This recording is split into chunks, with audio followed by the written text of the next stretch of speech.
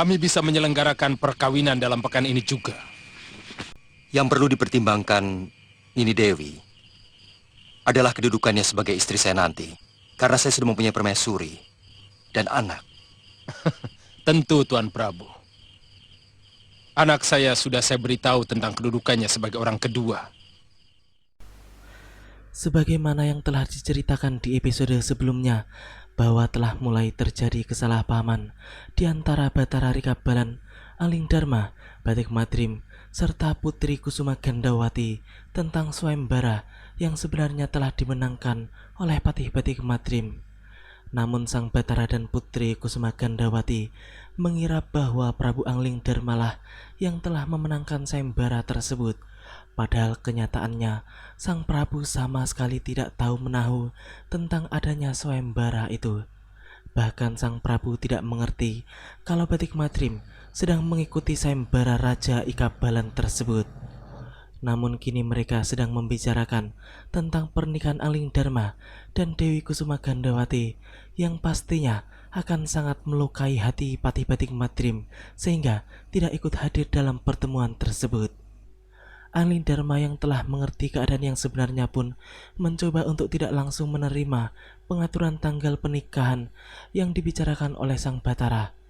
Ia pun mencoba untuk mengulur-ulur waktu sebab ia tidak ingin patihnya marah kepadanya. Sementara itu, di tempat yang lain, tampak Patih Batik Madrim sedang dalam puncak kemarahannya, apalagi kemarahannya juga dipicu dengan desakan Tetua Malwapati tentang permasalahan tahta kerajaan tersebut. Kenapa Dinda Prabu selalu memikirkan diri sendiri? Mestinya dia mengerti kenapa aku mengikuti sayembara itu. Dan dia sangat tahu bahwa sampai sekarang aku masih belum punya istri. Apa mungkin dia sengaja menghalangi aku beristri? Takut keturunanku akan menuntut tahta dari putranya. Dinda Prabu, betapa gerana kalau masalah itu yang kamu cemaskan.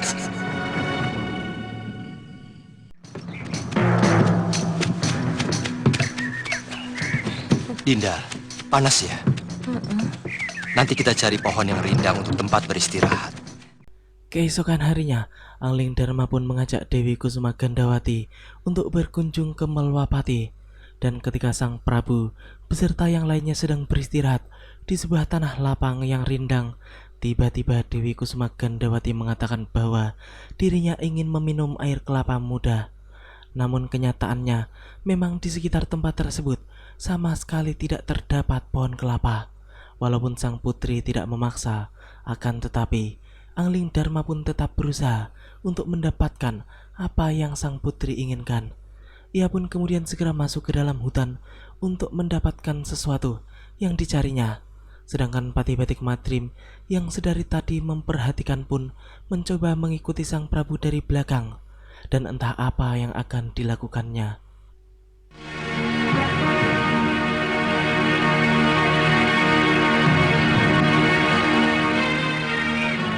Ada bangkai burung elang.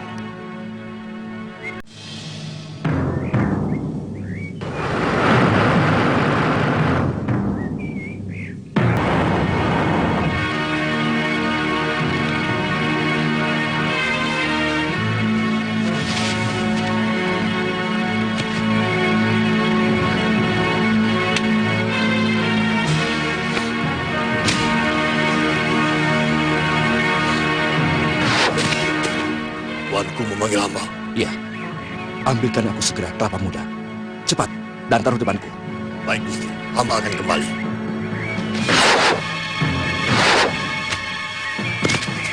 Apalagi yang Tuan inginkan? Tidak, cepat pergi. Nanti kalau kubutuhkan, aku panggil kembali. Ya, dengan cepat Batik Madrim bisa mendapatkan kelapa muda seperti yang diinginkan oleh Putri Kusuma Gandawati dengan bantuan Jin Sakti yang masih termasuk di dalam ilmu lebur sakti miliknya. Setelah itu, sang patih pun rogoh sukmo dan masuk ke dalam raga Prabu Alingdharma yang ditinggalkan begitu saja di balik pohon. Setelah menguasai tubuh sang Prabu, Patih Batik Madrim pun kemudian menghampiri jasad aslinya dan berusaha menutupinya di semak-semak agar tidak diketahui oleh orang lain. Selanjutnya, ia pun langsung menuju tempat di mana Dewi Kusuma Gandawati menunggu sang Prabu. Dapat dari mana Kanda Prabu? Pasti Kanda letih sekali harus memanjat pohonnya. Tapi sebenarnya yang melakukan semua ini adalah pati saya. Batik Madrim. Iya. Sebenarnya yang membebaskan putri dari cengkraman Raja Jin di Gunung Betiri itu pun Kakang Batik Madrim. Dia Kanda. Memang. Sebenarnya yang berhak atas diri putri adalah dia. Kenapa dia tidak memperjuangkan haknya? Terlihat jelas bahwa tujuan Patih Batik Madrim masuk ke dalam raga Prabu Angling Dharma adalah untuk menjelaskan bahwa dirinya lah yang telah mengikuti dan memenangkan sayembara Batara Rika Balan. Sang Patih pun tidak menyangka bahwa Putri Kusuma Gandawati memiliki pendapat yang begitu berani dan tegas tentang sayembara yang telah selesai tersebut. Akan tetapi, Batik Madrim pun mencoba untuk menutupinya dengan mengatakan bahwa mungkin Patih Batik Madrim segan dengan Prabu Angling Dharma yang kedudukannya adalah sebagai rajanya sendiri.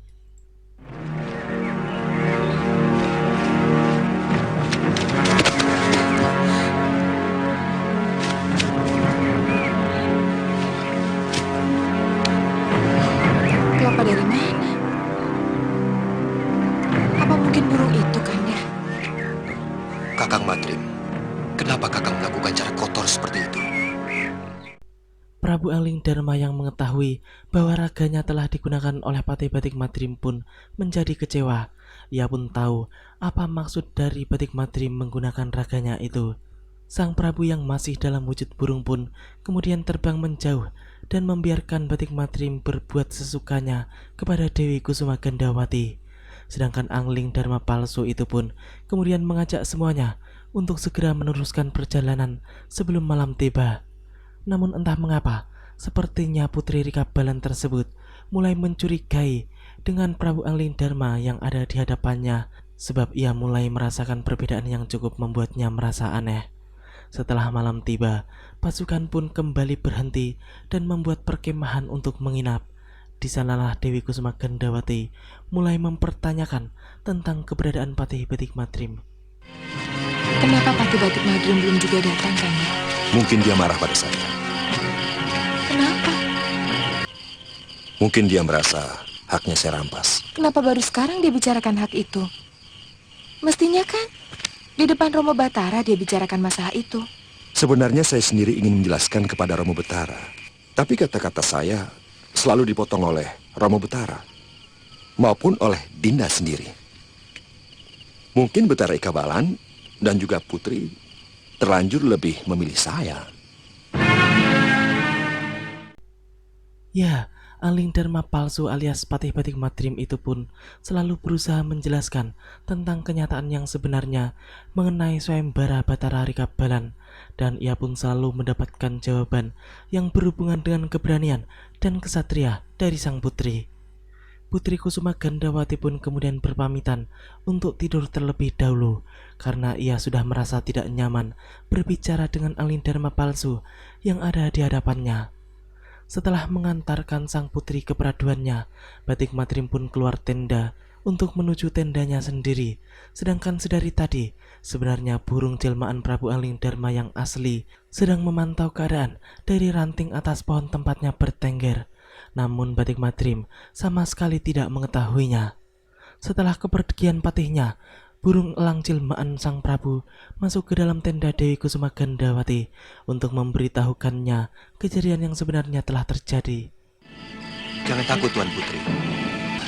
Sabar, Putri.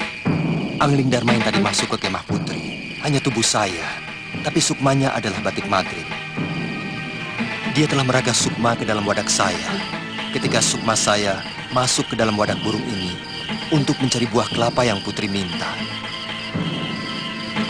Lalu, apa yang harus saya lakukan? Putri pura-pura saja tidak tahu. Tunggu kesempatan. Saya akan memberitahu Putri apa yang harus dilakukan. Sekarang saya pamit dulu.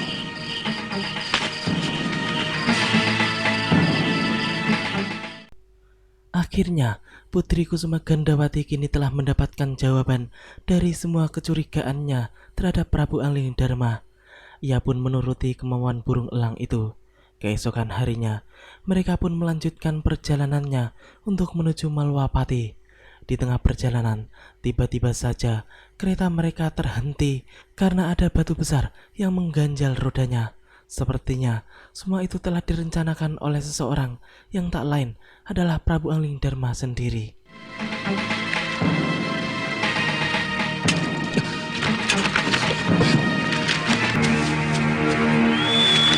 Tidak, Prabu sudah merendahkan martabat saya.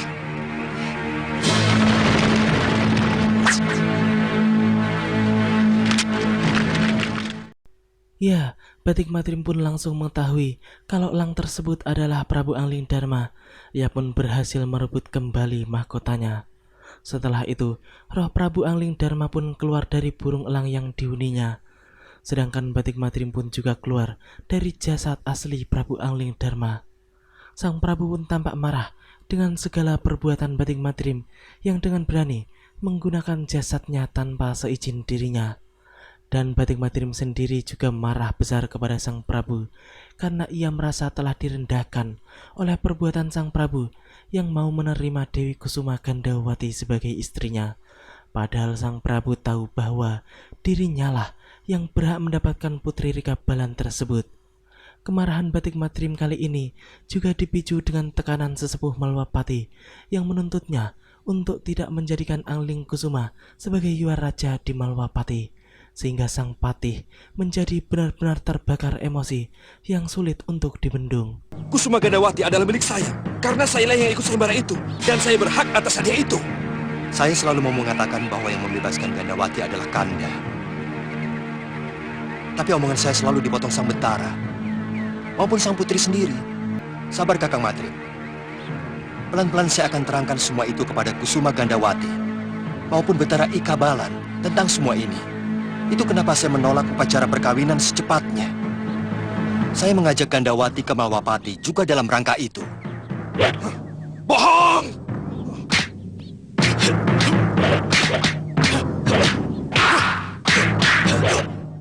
Akhirnya, Prabu Angling Dharma dan Batik Matrim kembali bertarung. Dan ini adalah pertarungan kali kedua mereka. Setelah yang pertama, ketika Prabu Angling Dharma mengikuti sayembara di Malwapati. Dewi Kusuma Gandawati dan para prajuritnya pun tidak bisa melihat pertarungan tersebut, namun mereka bisa merasakannya. Getaran-getaran dan guncangan akibat pertarungan dahsyat tersebut membuat mereka merasa heran karena mereka sama sekali tidak melihat wujud Prabu Angling Dharma dan Batik Matrim. Semakin lama, pertarungan keduanya pun semakin hebat dan mencapai pada puncaknya. Batik Matrim pun mulai mengeluarkan jurus-jurus dan ilmu-ilmu andalannya seperti pukulan lebur sakti yang sudah sangat terkenal dan sering digunakannya ketika menghadapi lawan tangguh.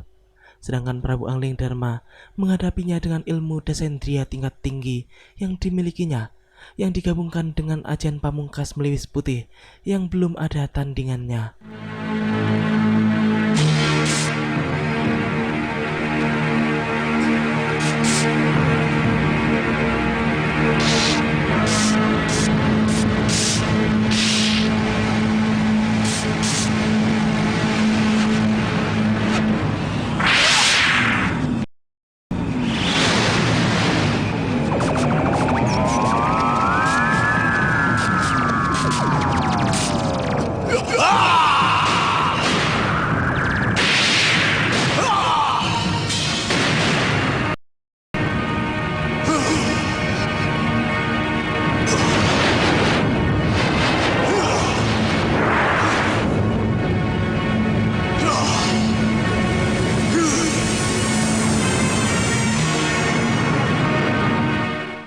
Akhirnya, Batik Matrim kembali mengalami kekalahan dari Angling Dharma dan lagi-lagi dua ajian andalannya, yaitu ajian lebur sakti dan braja musti, belum sanggup mengalahkan aji Meliwis Putih milik Sang Prabu.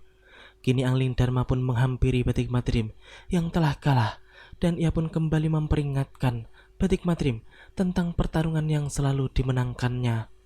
Dengan begitu kesal, ia pun kemudian menantang Batik Madrim untuk membuktikan kembali tentang siapa yang akan menang dan akan hidup jika mereka melanjutkan pertarungan sampai titik darah penghabisan. Apakah aku harus membuktikan kemenangan lagi dengan... Bukankah itu yang kamu inginkan, Angling Dharma? Supaya anakmu itu Angling Kusuma bisa menjadi raja di Malapati. Meski setetes pun dia tidak memiliki terah Malapati. Oh, itu yang selama ini menjadi ganjalan di dalam hatimu. Dengar, Madrim. Saat ini juga, kuserahkan Malwapati kepadamu. Asal kamu tahu, Angling Kusuma anakku sekarang sudah diangkat sebagai Yuwa Raja di negeri kakeknya sendiri. Ayo, Madrim. Sekarang juga tentukan nasib kita. Siapa yang akan bertahan hidup dan siapa yang akan... Mendengar kata-kata Prabu Angling Dharma barusan, Batik Madrim pun mulai berpikir jernih. Ia pun kemudian menyembah di hadapan sang Prabu. Kini ia pun baru mengetahui dan menyadari kalau ternyata Angling Dharma telah memikirkan semuanya dan tidak seperti bayangannya serta prasangka buruk para tetua Malwapati yang selama ini menyudutkannya tentang masalah tahta kerajaan tersebut. Sang patih pun langsung meminta maaf kepada rajanya atas segala prasangka buruknya selama ini. Bahkan ia pun rela memberikan Dewi Kusuma Gandawati kepada sang Prabu asalkan sang Prabu mau dan tetap menjadi raja yang memimpin Malwapati. Kanda Madrim, Kusuma Gandawati pasti akan menjadi istrimu. Saya berjanji, dan ketetapan Angling Kusuma untuk menjadi putra mahkota di Bojanegara sudah merupakan sebuah kepastian yang tidak bisa dirubah lagi. Tapi jangan tinggalkan Malapati, Dinda. Karena negeri ini masih membutuhkan kepemimpinan Dinda Prabu. Bangun, Kanda Madrim. Carilah tubuhmu. Aku tunggu di tenda. Baik, Dinda. Akhirnya selesai sudah masalah kesalahpahaman yang terjadi di antara keduanya. Mereka pun kembali ke tubuh atau jasad masing-masing. Prabu Angling Dharma pun kemudian langsung menghampiri Dewi Kusuma Gandawati untuk mengajaknya beristirahat menuju tempat yang teduh sambil menunggu Pati Batik Madrim yang sedang mencari jasadnya. Sang Prabu pun menceritakan secara singkat dan jujur tentang kisahnya menjadi raja di Malwapati kepada Dewi Kusuma Gandawati agar sang Dewi mengerti siapa itu Pati Batik Madrim sebenarnya dan siapa yang lebih berhak memiliki putri Rikabalan tersebut. Tak lama berselang, sang patih pun datang dengan keadaan yang tidak kurang satu apapun. Ia pun juga langsung meminta maaf atas kesalahannya memasuki tubuh sang Prabu Angling Dharma. Dewi Kusuma Gandawati pun langsung memakluminya karena ia sudah mendengar semua ceritanya dari sang Prabu. Saya sudah menceritakan semuanya kepada Dinda Kusuma Gandawati. Sebenarnya Kakang juga tampan. Maafkan saya. Kanda Prabu sudah menceritakan semuanya, Kakang. Saya terima Kanda Patih menjadi suami saya, sesuai dengan janji sayembara.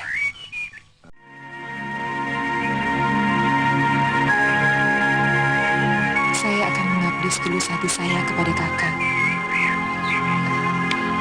Saya akan mendampingi Kakang dalam senang maupun susah.